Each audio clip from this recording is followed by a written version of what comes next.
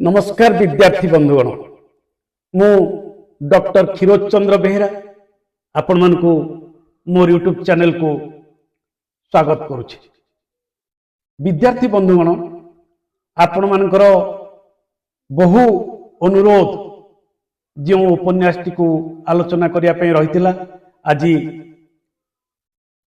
सही उपन्यास टी को मु आलोचना करिया पे जाउछि। पद्मश्री प्रतिभा राय को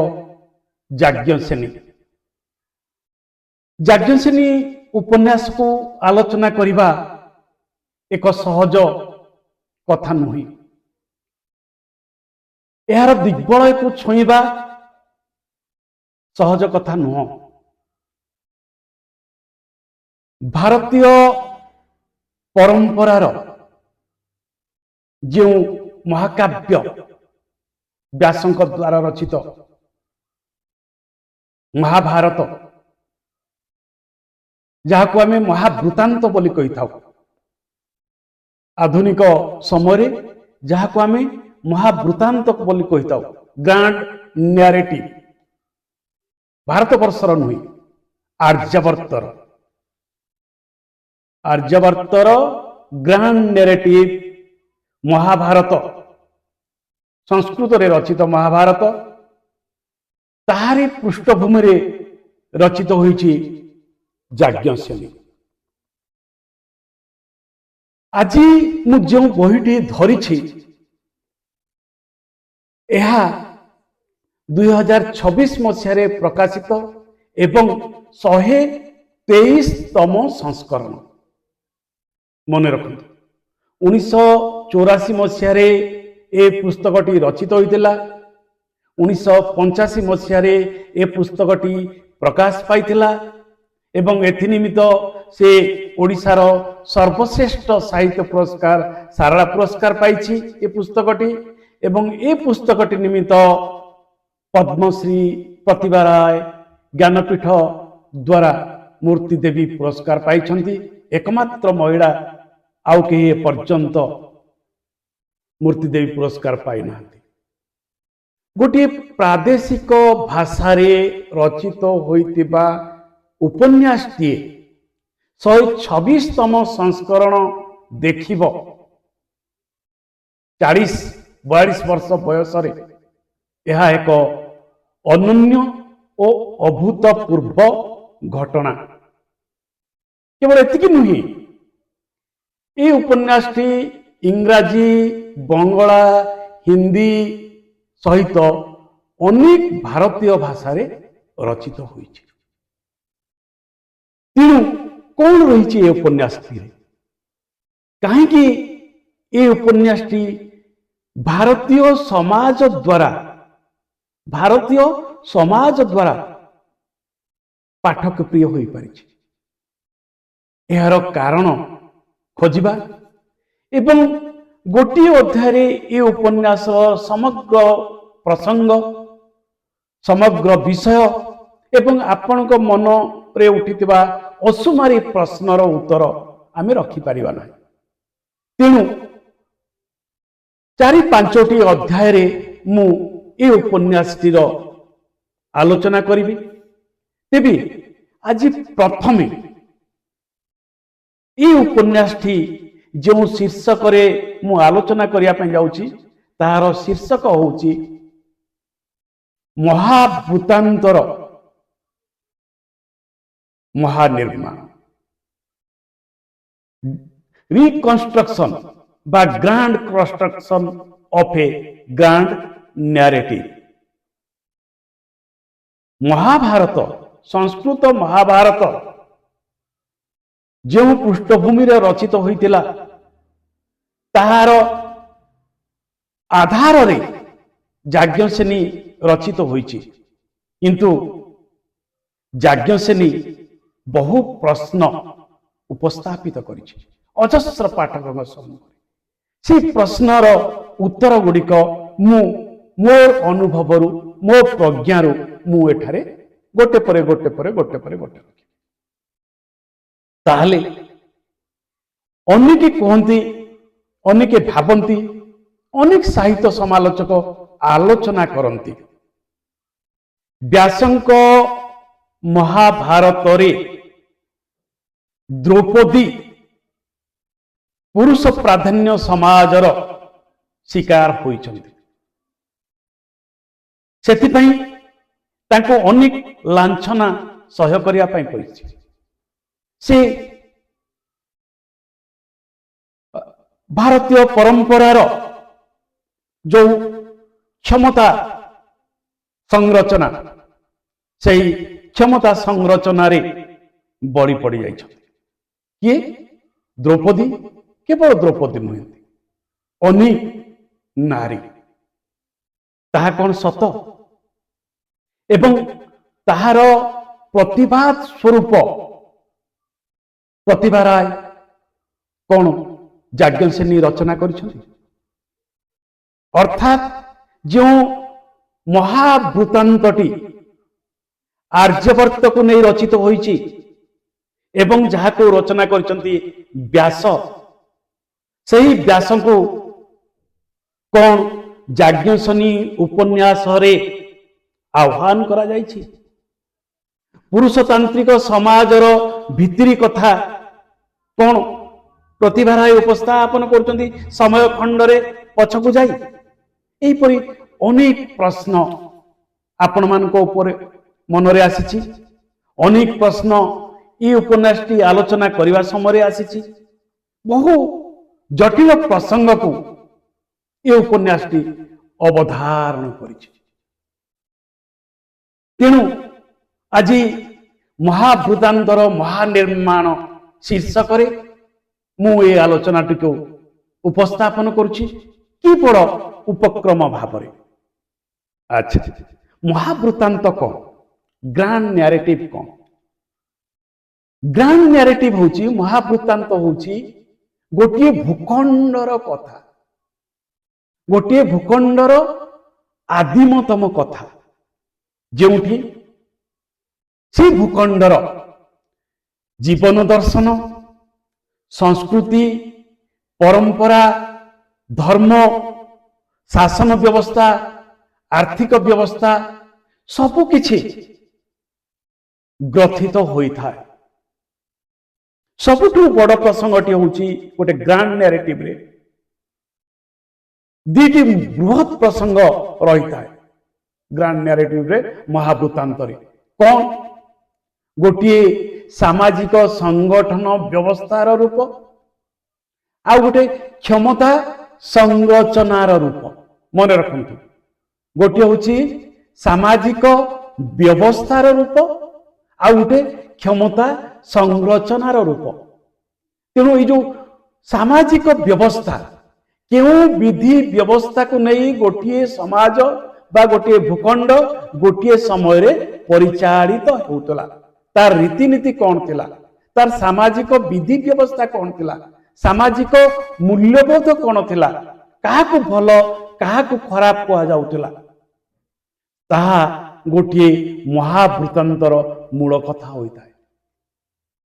एवं अन्यटी होची तार राजनीतिक पार्श्व,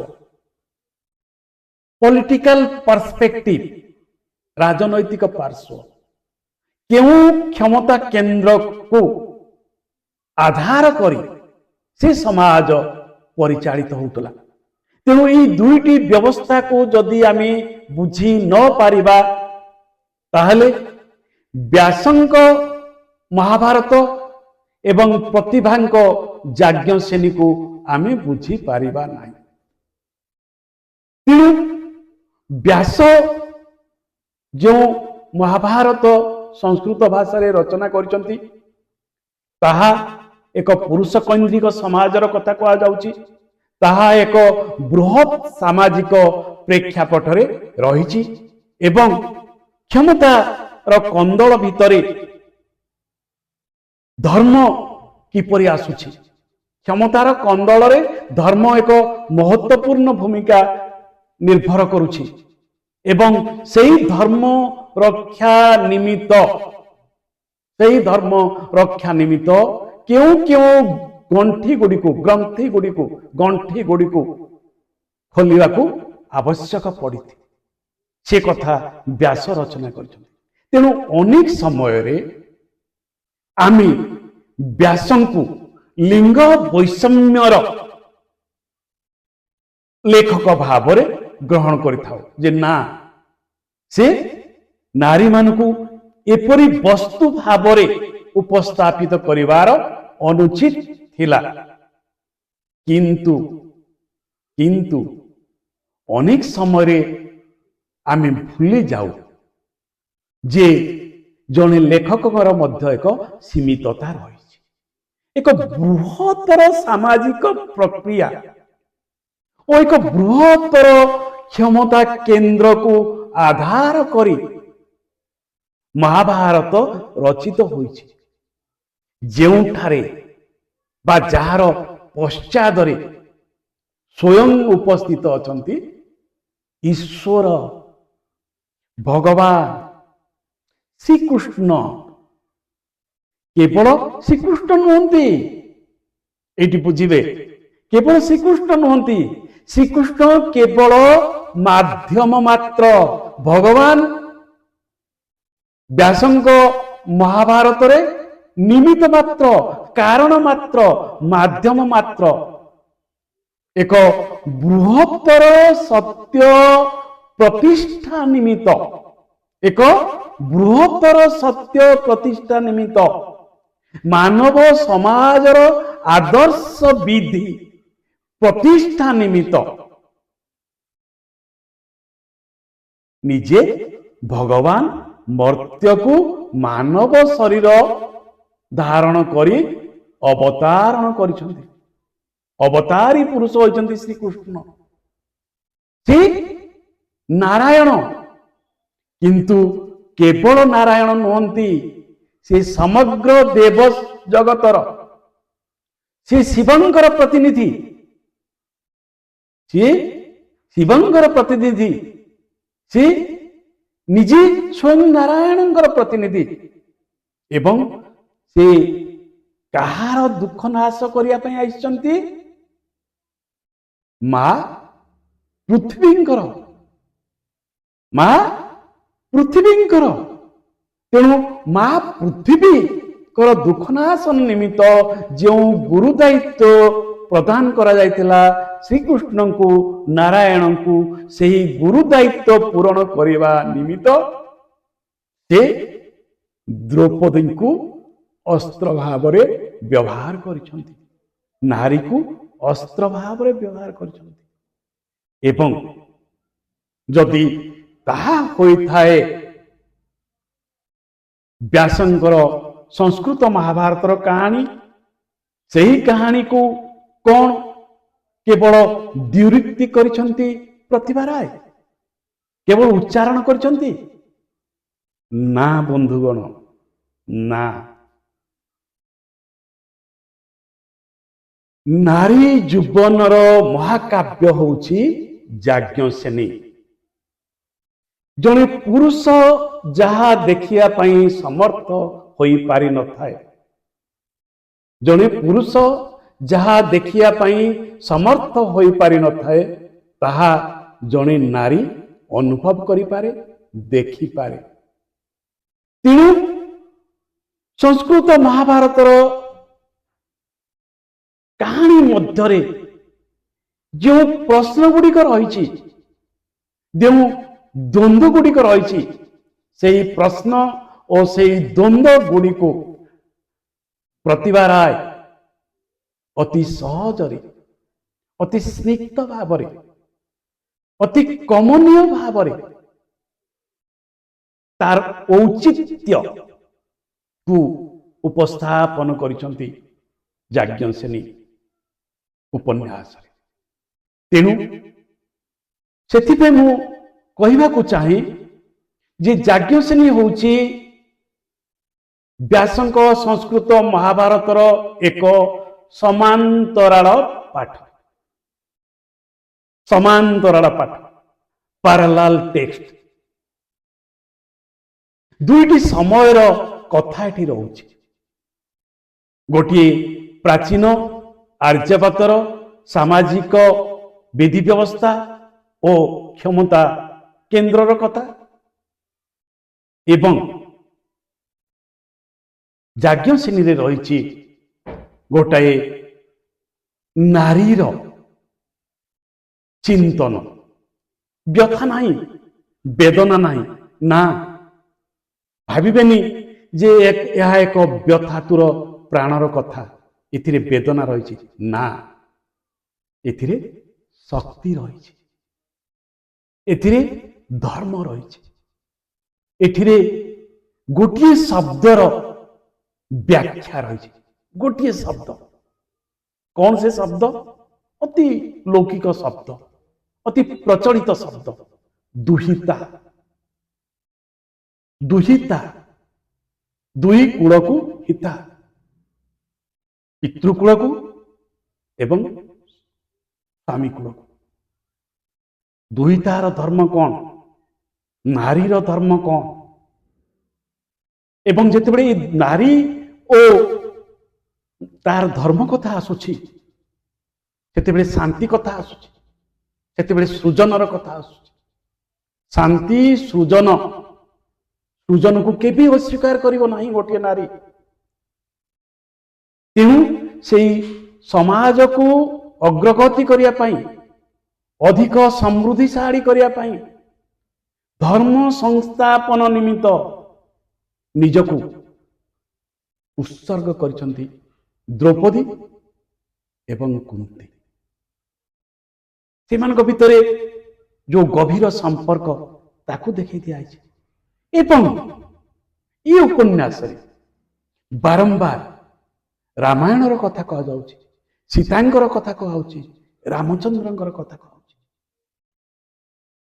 ତେଣୁ ଦୁଇଟି ଯାକ ମହାବୃତ୍ତାନ୍ତ, ମହାଭାରତ ଓ ରାମାୟଣର ସଂଶ୍ଳେଷଣକୁ, ଉପସଂହାରକୁ ପୁଞ୍ଜି କରି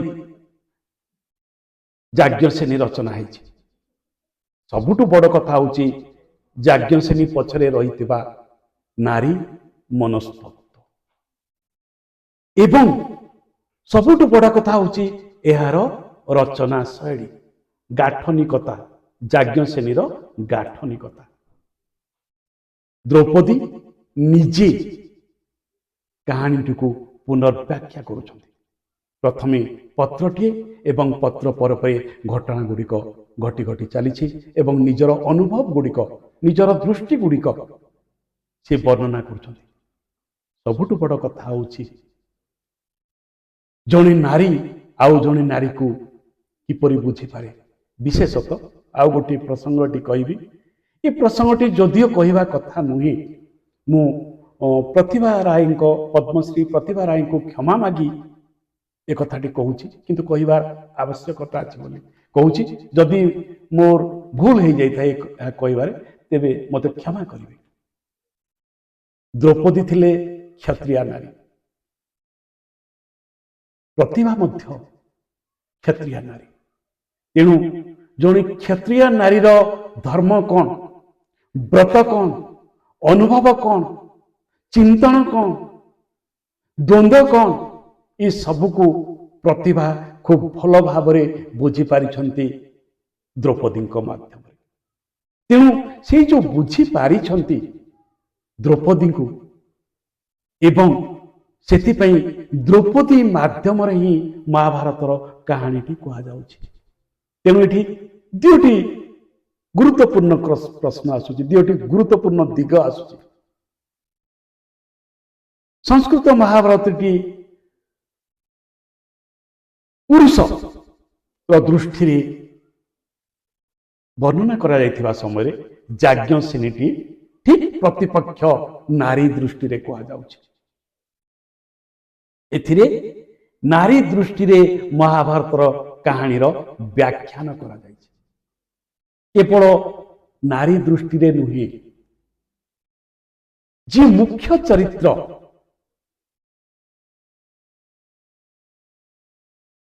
କୃଷ୍ଣା, ଦ୍ରୌପଦୀ, ଶ୍ରୀକୃଷ୍ଣଙ୍କୁ ମୁଁ ମୁଖ୍ୟ ଚରିତ୍ର କହିବି ନାହିଁ, କାହିଁକି ବାରମ୍ବାର ଆସି ଶ୍ରୀକୃଷ୍ଣ କୃଷ୍ଣାଙ୍କ ପାଖରେ ଶରଣାପନ୍ନ ହେଉଛନ୍ତି ବିଭିନ୍ନ ପ୍ରସଙ୍ଗରେ। ଆଗଥର ଆସିକି ବିଶେଷ କରି ସୁଭଦ୍ରାଙ୍କ ସମୟରେ ବା ଯୋଉ ବସ୍ତ୍ର ହରଣ କରାହଉଛି ସେ ସମୟରେ ବା ବହୁ ସ୍ଥାନରେ ଶ୍ରୀକୃଷ୍ଣ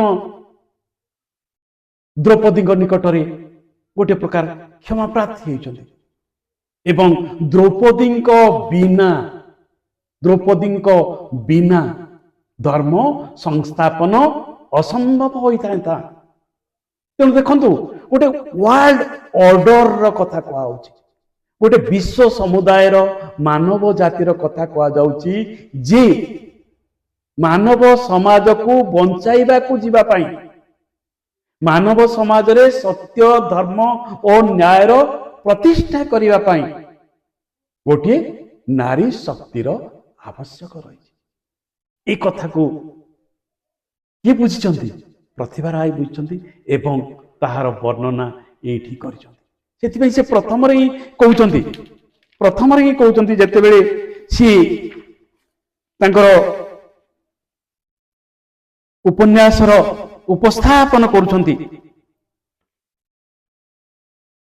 ଯେତେବେଳେ ପ୍ରଥମେ ସେ ଲେଖୁଛନ୍ତି ଉପନ୍ୟାସଟିର କଥା ସେ ଲେଖୁଛନ୍ତି, ସିଏ ସେଇ କଥା କହୁଛନ୍ତି ଯେ ନାରୀ କେମିତି ଶକ୍ତିମୟ, ନାରୀ ଭିତରେ କିପରି ଅଫୁରନ୍ତ ଶକ୍ତି ରହିଛି ଏବଂ ସେ କିପରି ଶାନ୍ତିର ଦୂତ, ନାରୀ ହେଉଛି ଶାନ୍ତିର ଦୂତ। ଓಂ ଶାନ୍ତି ଶାନ୍ତି ଶାନ୍ତି, ଏକଥା ସିଏ କହୁଛନ୍ତି।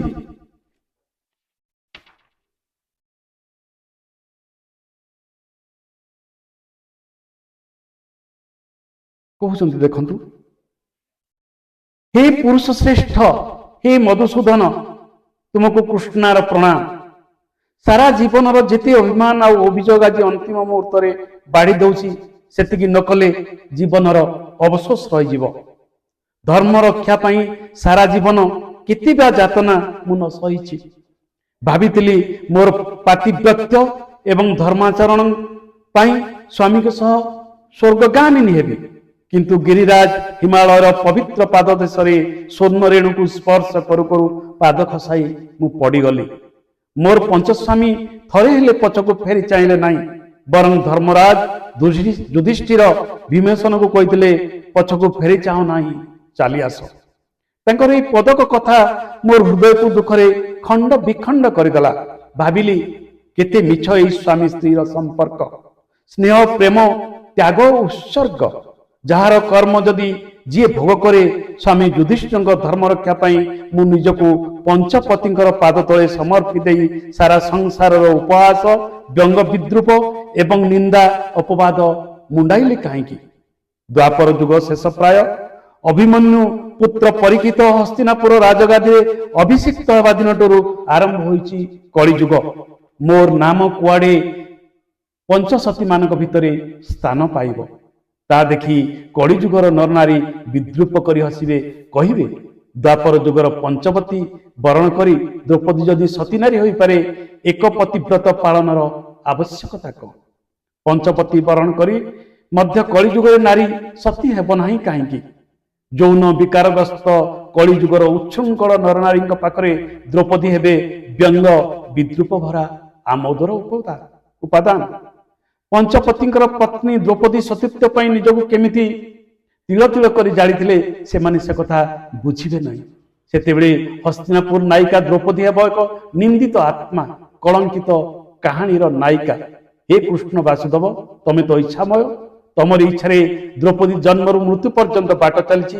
ତମରି ଇଚ୍ଛାରେ ଦ୍ରୌପଦୀ ଆଖିର ପିଛୁଡ଼ା ପକାଇଛି, ପ୍ରଶ୍ୱାସ ଗ୍ରହଣ କରୁଛି। ତେଣୁ ତାର ନିନ୍ଦା ପ୍ରଶଂସାରେ ତମର କଣ କିଛି ପ୍ରାପ୍ୟ ନାହିଁ? ଶ୍ରୀକୃଷ୍ଣଙ୍କୁ ଏ କଥା ପ୍ରଶ୍ନ ପଚାରୁଛନ୍ତି ଦ୍ରୌପଦୀ। ତମେ ସବୁ କିଛି ନାଟକ କରେଇଛ, ସବୁ କିଛି ଇଚ୍ଛା ତୁମର ପୂର୍ତ୍ତି କରିବା ନିମିତ୍ତ ଇଚ୍ଛା ପୂର୍ତ୍ତିର ମାଧ୍ୟମ ହୋଇଛି ମୁଁ ନିନ୍ଦା ପାଇଛି, ତମେ ପାଇଛ ଯଶ। ତେଣୁ ଈଶ୍ୱରଙ୍କୁ, ଭଗବାନଙ୍କୁ ପ୍ରଶ୍ନ କରୁଛନ୍ତି ଦ୍ରୌପଦୀ। ଏହି ପ୍ରଶ୍ନ ହିଁ ମାନବ ସମାଜର ପ୍ରଶ୍ନ।